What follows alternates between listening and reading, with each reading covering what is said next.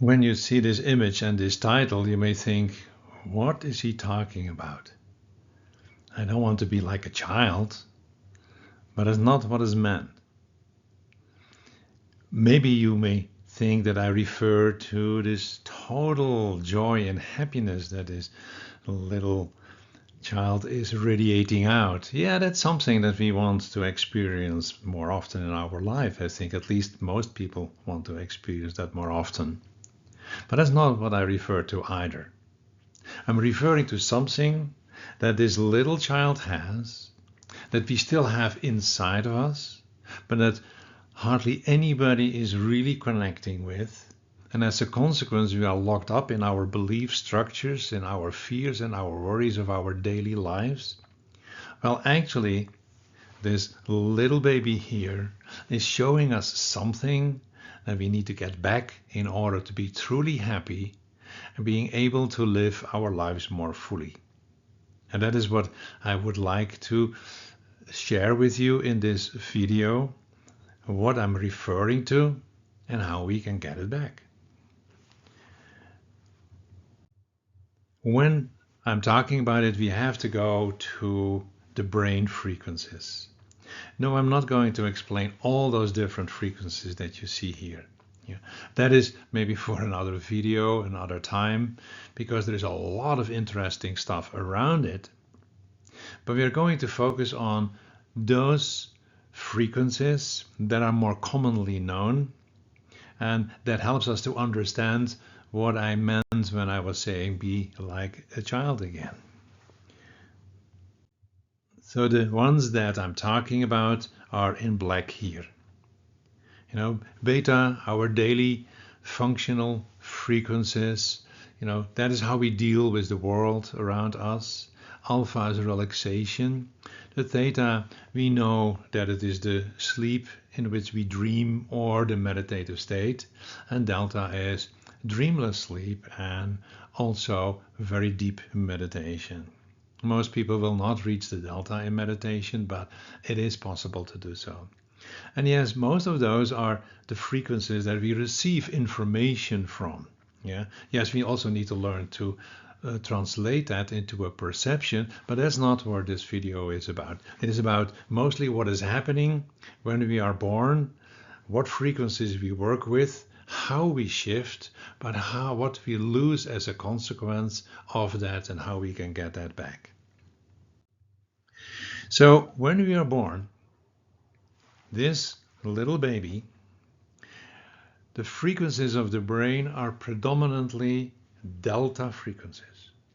The frequencies that we as adults only access in deep sleep, dreamless sleep, and yeah, some will even reach it while they are meditating. Most of the time when you go into deep meditation and you go beyond the theta, you fall asleep, because that is what your system is used to. This is the way this baby sees the world. What it means is that this little baby has still connection with all that exists.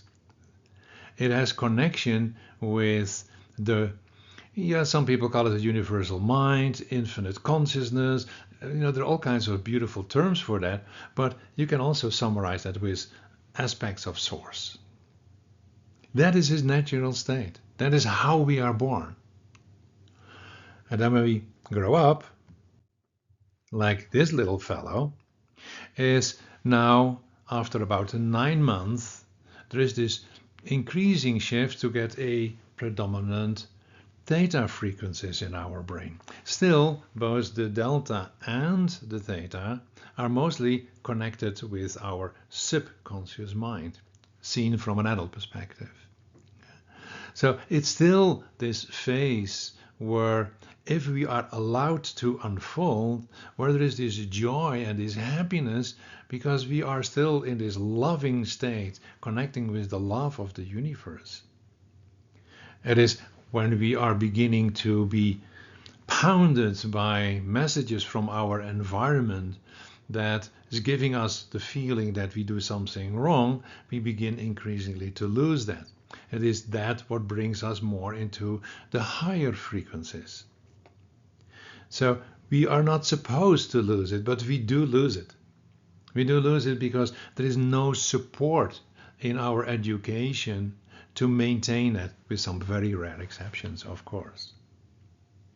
So from 9 months till, and that is a lot rather shifting, till we are a couple of years old, 4 or 5 years, still is predominantly theta frequencies. And then we go into the state after about 4 or 5 years, we are still like these children. We move from the theta more into the alpha. We are still rather relaxed. We are not supposed to be stressed, but it is allowing us to deal better with the physical environment. We are not supposed to lose the theta and the delta, but we do. And yes, the more we are having the opportunities to be, let's say, developing naturally, the more likely we will maintain aspects of those lower frequencies of the brain. But in our school system, we are already trained nowadays to use the beta frequencies at the time that that's actually not supposed to be. It's the beginning of telling it's this frequency that we will say, oh, now you're a good kid. And that is where the beginning of the shift away from what is also natural, that we then, so to speak, shift away enough to lose it. Well, you may understand that by the time that we are about 12 years old and we move into this teenage phase, then is where we are beginning to develop our beta frequencies, the logic, making sure that you deal with the world in the most appropriate way kind of approach. And that's why a lot of children as teenagers, after about 12 years, having a lot of challenges because they suddenly begin to become more aware of some of the illogic things that exist in our world. And then they are forced to let go of their judgment about it because they have to fit into. And what we see nowadays, and that is what this is depicting, that the focus in this time is more about how do I fit into all this social media in order to get value. We are beginning to approach life from I need to make sure that I adapt so that I'm part of the whole thing. A child doesn't care. A child is simply before that time exploring who they are in a way that is based on innocence. Now the innocence is gone. And the more we are focusing on that, the more, in a sense, we lose that ability to go into those lower frequencies that can tap into our subconscious and even in the universal mind or the infinite consciousness, whatever term we prefer. And ultimately, we are part of structures that force us to be mostly, basically solely in many situations, to function from the beta frequencies. We have lost that child aspect of exploration, of connecting with realities beyond the physical reality.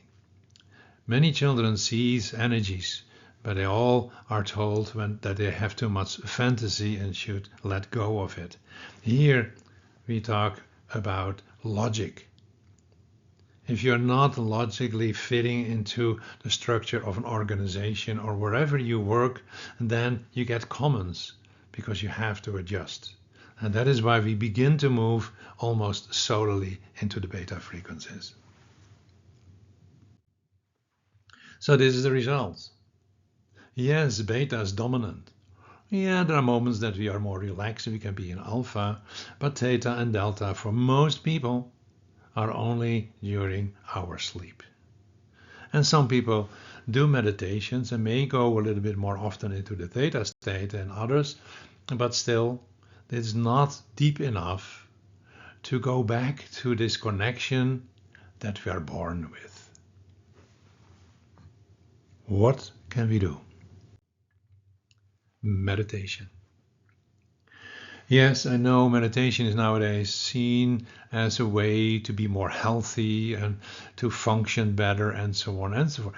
Well, then we are still using it to go into the beta alpha frequencies.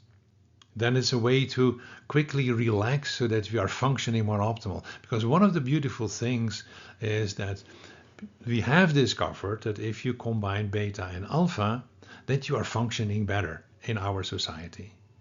So that is what a lot of people are training for and would like to achieve. There are trainings now for athletes to combine beta and alpha, and for people in leading functions, management functions, that also are training to combine beta and alpha. And that's a beautiful thing to do.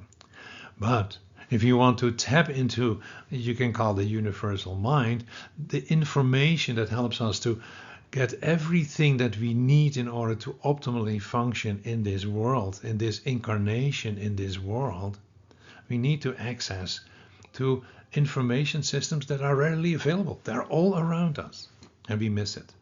And in order to do so, we need to go deeper into the theta in our meditations, and ultimately in the deeper levels of theta, because that gives access to delta, and delta is our doorways, our access point into that universal mind.